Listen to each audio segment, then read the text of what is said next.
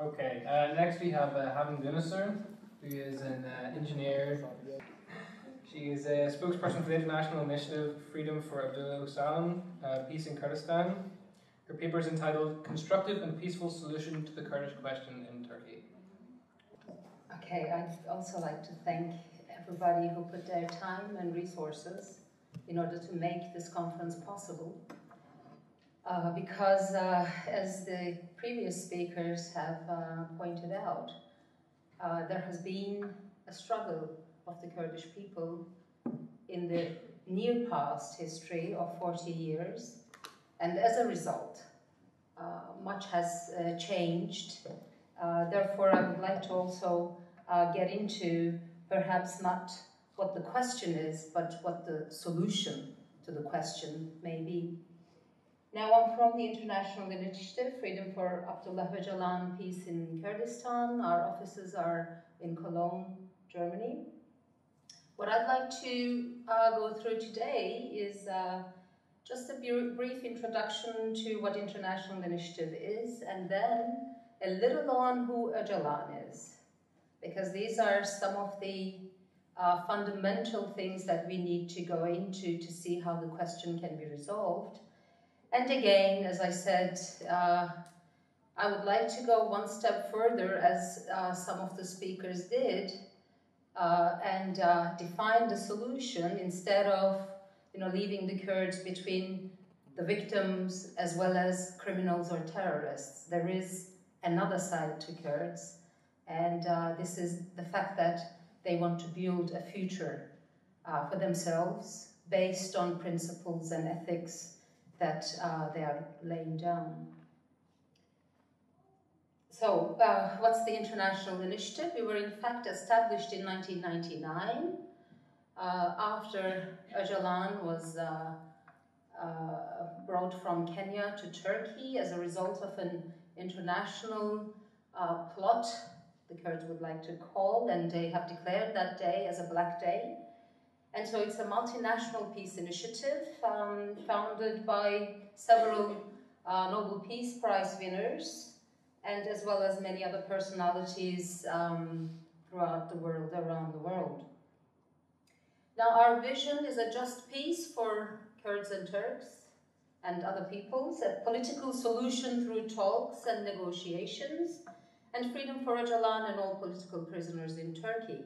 And mind you, it's a little bit of a great vision, thinking of what 99 looked like in terms of geopolitical situation of the world and the Middle East, as well as the situation back in 1999, the prejudices within Turkey, as well as the reaction of the Kurds as to what had happened. But we are seeing today more and more people are sharing this vision with us, freedom of Öcalan, and the political prisoners, as well as a status for the Kurds, are not so far off the agenda anymore. What do we do about it? We inform about the imprisonment conditions. It is unfortunate that my paper is not titled as such. I would have liked to gone into the legal status of the Imralı Island prison. This is really a hot issue, I think, for you law students. It's a legal limbo, which I will maybe go into shortly as I describe it a little bit. But we also translate and publish books and brochures in English and other languages. Maybe you saw some of the brochures and the books just outside. And we also campaign, as I pointed out, for Öcalan's freedom as a key step to peace and democracy, and I will go into why. Okay, who is Öcalan? Well, it can mean lots of things to many people, but I think it may be wise to see what it means for the Kurdish people. As I said, the struggle of the Kurdish freedom movement began around about 40 years ago, to be precise, in 1973. By then, everybody had thought that the Kurds were neatly put away, not only in Turkey, but more or less everywhere else.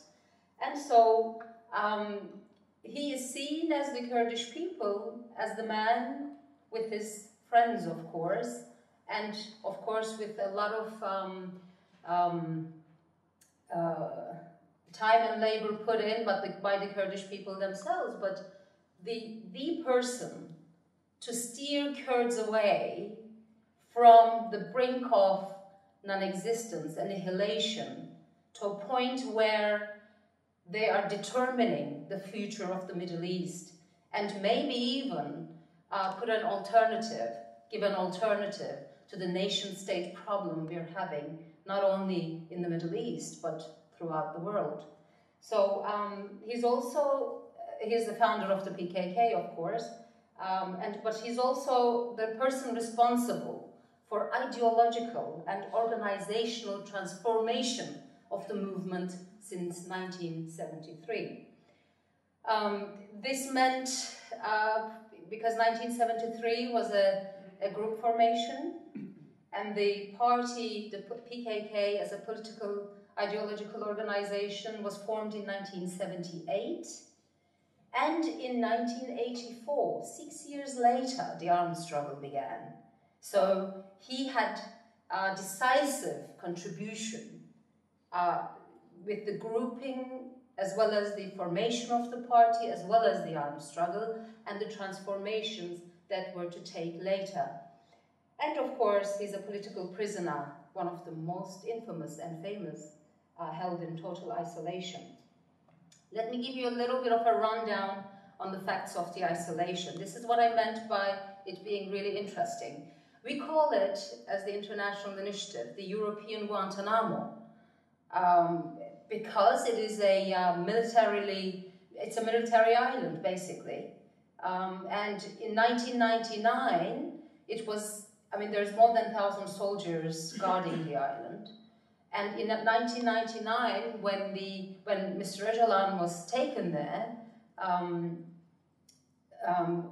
there was a state of emergency act, which is enshrined in the Constitution, where you could declare this kind of a situation, crisis management center, where you could handle situations like this. And but this was more used for natural, like earthquakes or things like that. But this was used for Mr. Öcalan as well, and the island was managed by this crisis management center, which was not even informed. I mean, the European Council of Europe, was not even informed about this. Now, Öcalan was, for more than 10 years, the only prisoner. I mean, we talked a lot about the European Court of Human Rights. I'd like to point out that the Kurdish people had no legal recourse anywhere in the world. The UN has turned a blind eye. The Kurds have not been able to lodge any applications there because they have been left at the mercy of the 4 countries that occupied it. And then The Hague, you have to be a state to be able to apply to there. And there is only the European Court of Human Rights that is left, which a lot of brave lawyers from Kurdistan, with a lot of courage, put their life on line and took the first cases, in fact, to the European Court of Human Rights. Although this is no remedy, and they knew this would not bring the final solution to it, but it was a way of showing the problems that was occurring in Kurdistan. I mean, otherwise, if the Kurds were really able to go to any court, I'm sure they will very quickly, hands up, prove that there has been a war against humanity that occurred in Kurdistan, in all parts, not just in Turkey. So individuals took their cases, just the same as Öcalan, but I have to tell you that Öcalan had an isolation case against the Turkish state for the last 10 years, yes, for the last 10 years, where the Court of Human Rights has not delivered a judgment yet. I mean, this is really totally ridiculous, of course, I have to tell you this. And so I think it's the reason for this is that, just like a professor had pointed out, Kurds are not the only ones who are going through this. This is inherent in the world system. If you don't have a nation, if you don't have a state, if you don't have a nation state, you have nowhere to go. Either you have to accept what has happened to you and disappear, and if you decide to fight, like the PKK did and the Kurdish people who supported them, then you are branded as terrorists. So this is the dilemma. So, although there is a peace process going on, one has to say, as yet it's talks, but one has to say it's very positive talks in the right direction. But I have to also tell you that one of Mr. Öcalan's uncles died, and he wanted to see Mr. Öcalan, but he was not allowed. But now we're seeing politicians from BDP and maybe others, we don't know, going to the island and seeing Mr. Öcalan, but his lawyers, since 27th of July 2011, are not able to go and see their client. And I have to tell you that this also has been taken to the Court of Human Rights. However, and we have asked interim measurement, but this also has not occurred at all. So the lawyers, ever since then, every Wednesday and Friday, make their application to see their client, but in vain. And not just they can't go, I forgot to say, since 27th of July, all his lawyers have been put into prison. I think Margaret had spoken about that, without specifically saying most of them were Öcalan's lawyer.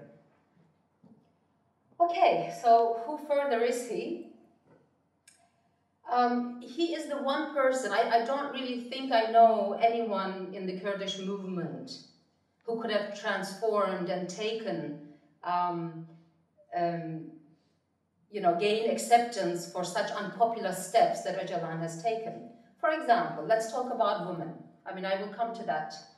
But Öcalan has pushed an area open for women against the patriarchal even struggle of the Kurdish men, and to have their reactions against him. But he has successfully pushed an open room for women to organize, for women to actively participate, and for women to actively construct the society that they want to live in, but first of all, strengthen their own empowerment and knowledge and education and, union amongst themselves. So, as well as, of course, maybe I'll go into that later, but things like, he's evolved himself, not only the organization and the movement, but he has dropped the demand for a independent state. But this has happened not after 1999, but between 93 and 99. So, and he's also the author of more than 60 books, 2 of which are just outside. And these vary from different spheres, on culture, on how to kill the patriarchal man in you, not only on the freedom of women, but on how to free the man as well. So, but on religion, on very many different issues. He's really a true internationalist, I have to say, because he often says that he started with 2 words, and that was Kurdistan is a colony. And he says that, I didn't think of all these things when I started this, but I saw there was a great injustice. So as he proceeded over the 40 years, he has stumbled across problems that were not allowing the resolution of the Kurdish question even. I mean, he saw that freedom did not come with a nation state. He saw that if the women were really not free, nobody could be free. Nobody could be free, even if you had a state, which is, the state is the magical word here, maybe. But so he saw the depth of the problem that transcended the Kurdish question. He saw the problem that the state-based civilization imposed on all peoples, and that Kurds were one of the victims of this system, but they were able to successfully bring themselves out of this annihilation that were imposed on them. So he's a highly popular Kurdish leader, and he's really growing in credibility and also stature. Why? Because I suppose Kurdish people did not have any means of elections, as you know, in the four parts. Maybe now South Kurdistan, there's a bit of a change there. But so the only way the Kurdish people are able to show what they want is through the signature campaigns that they are doing. So in 2005 and 6, there was a signature campaign where 3.5 million people signed a declaration saying that Abdullah Öcalan represented them politically. So this is like a referendum, I would say, because many people went to prison for signing such a signature campaign, and also many of the signatures were, they just disappeared, and there was a lot of harassment against the people. And so there has been countless also demonstrations for his release within Kurdistan, within the 4 countries that occupy it, and as well as all over Europe and the world. So, what is the ideological transformations that Öcalan was able to do? Öcalan himself evolved, and he also evolved his organization and also the society. Between 1978 and 1993, one could say that it was mostly Marxist-Leninist ideology, strategy of protracted people's warfare, aim of united independent socialist Kurdistan. And mind you here, there's also problems, of course. I mean, for some, PKK is atheist, for some it's religious, for some it's socialist, for some it's nationalist, for some, I don't know, it's Sunni, for some it's very much Alevi. So the prejudices, in order to make sure that black and white go really into each other, that you cannot really get the problems out of each other, also is true here. So, but what Öcalan and the movement did was move from a Marxist-Leninist organization to libertarian, communalist assemblies kind of ideology and its political practice. So Öcalan adopted democratic confederalism. So he moved, let me say, in maybe more names. I mean, he was more influenced by Braudel, he was influenced by Foucault, he was influenced by Bookchin, especially when it comes to communalism, libertarian communalism. And so, since 1993 onwards, and this peace process, maybe what we are going through right now is one of the most serious peace processes of all times, but it started from 1993. And from there on, and even in the 80s, I mean, Öcalan had severe criticisms of real socialism, especially that of the Soviet Union and other places, when it comes to the state, its state approach, its approach to women, etc. And so one of his radicalism lies in the fact that the centerpiece of his paradigm is the woman's enslavement. He calls the woman first nation, first class, and first class and first colony of, where all enslavement began from. So the roots of the problem he puts down to women's enslavement. So you can see the flags changing as well accordingly as the evolvement went. And the flag with there are suns everywhere, I can see that. The flag here is the flag of the Kurdish movement, women's movement. Okay, so radical democracy. Now, democracy, we have, one could say, 2 models that maybe we all know. We have the Athenian democracy model, which is more, not representative, but more direct involvement of everyone. By everyone, of course, we have to see that women were not included in that model either, and it was more the elite that was in it as well. But instead of representative one, it's the people determining what they wanted. Or the Roman model, which is something that we are still working on. More the representative model, seeing the people like a herd, and you know, some people represent them and everybody will just follow, instead of self-organization, self-determination of all societal groups.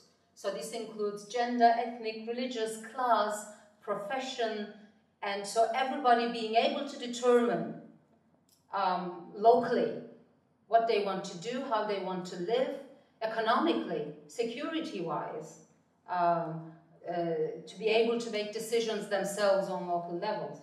So Öcalan's proposal here is not, he's not creating an alternative state, but he is creating an alternative to the state. As I pointed out earlier, it's not just the Kurdish people who experience the problems of nation-state. It's also the case in Europe, in Latin America, America in general, Africa, everywhere, you know. We stamped out, not we, we didn't do it, but the dominant powers, the rulers, stamped out so many ethnicities. The women, I mean, what we are increasingly seeing is that we no longer possess past memory of freedom of the people, you know. I mean, the nation-state history is just 200 years, and we're made to believe that that was the beginning and it's the end, you know, and there is no other life before or after. But certainly, if we just do a little bit of research, like the one in Göbekli Tepe near Urfa, surprisingly where Öcalan was born, we see that Göbekli Tepe, there is archaeological site there now, and that there was very highly advanced life form there, 6,000 years prior to alphabet was, or writing was found.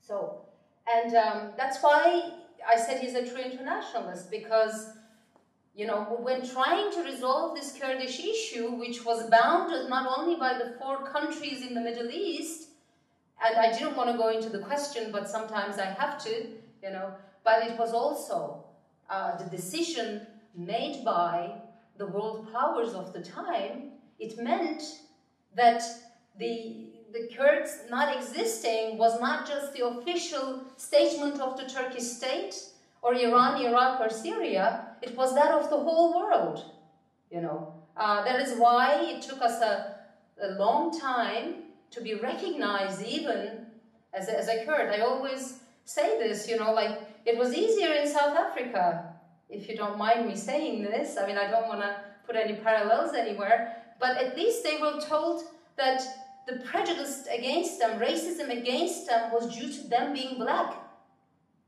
But we were told we were Turkish, you know. So we were told there was no prejudice, that we were making it up. So I think the depth of the problem there maybe can be seen a little bit better. So, Öcalan in 1999 started with Democratic Republic. I mean, if you go back to his books before 1999, you will see discussions on armed struggle, when is it enough, until where, the nation state, independent state, what does it mean, or, you know, determining your fate, what does it mean? So, Öcalan arrived at steps of resolution. Now, of course, I have to warn you, Öcalan puts different meanings to the words that we may use differently in our lives. For example, autonomy. We're not talking about an autonomy like, let's say, you know, in the Basque Country, for example, or in Catalonia, or anywhere else.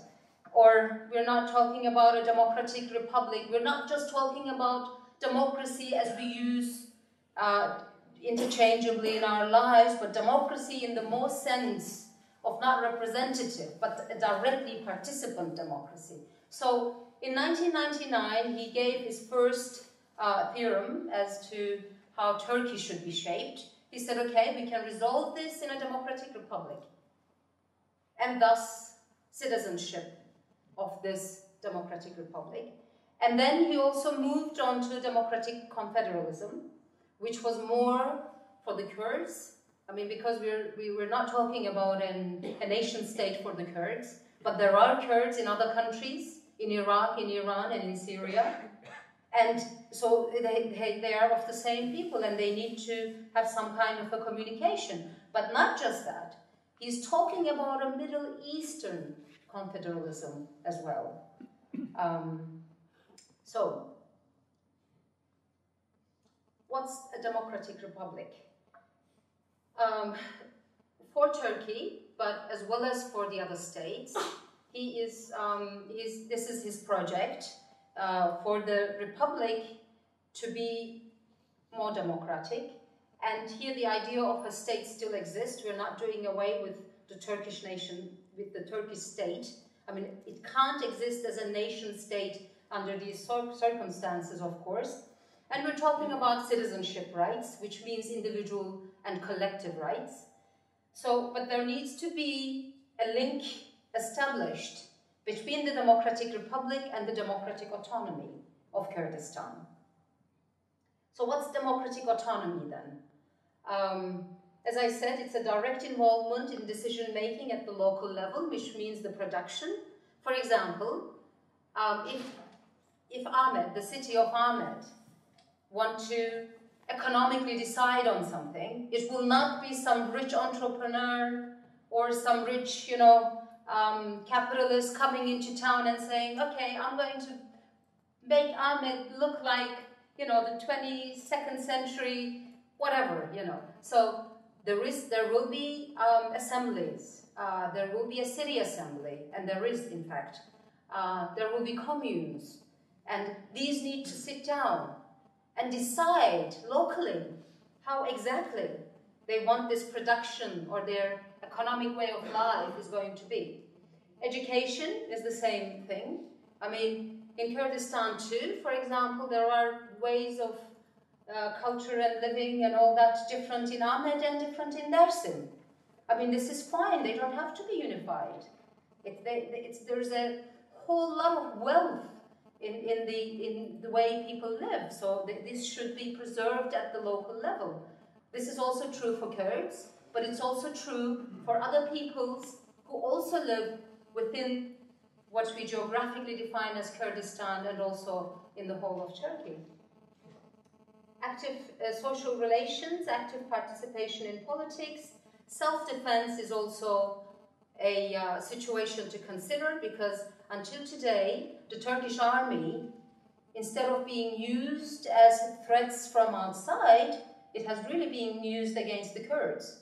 So constitutionally, legally, militarily, in every way, Kurds want to see that changed as well.